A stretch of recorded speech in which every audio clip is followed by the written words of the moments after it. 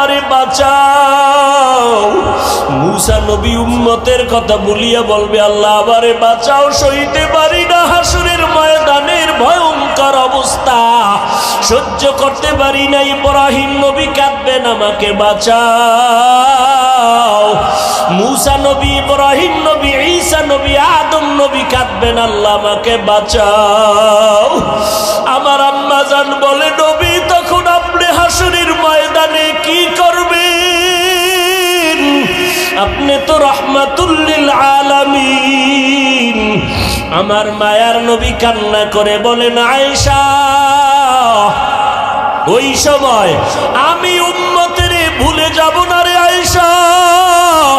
আমি তখন আমাকে বাঁচানোর চিন্তা করব না, আমি তাৎক্ষণিকভাবে আমি মাকামে মাহমুদে মাওলার দরবারে সিজদায় পড়ে যাব আর কান্না করে বলবো, আল্লাহ আমার উম্মতের বাঁচাও, ও আল্লাহ আমার উম্মতের কই, আমার একটা উম্মতের যেন জাহান্নামে না যায়, জাহান্নাম থেকে বাঁচাও। আমার একটা উম্মত জাহান্নামে গেলে আমি জান্নাতে যাব না।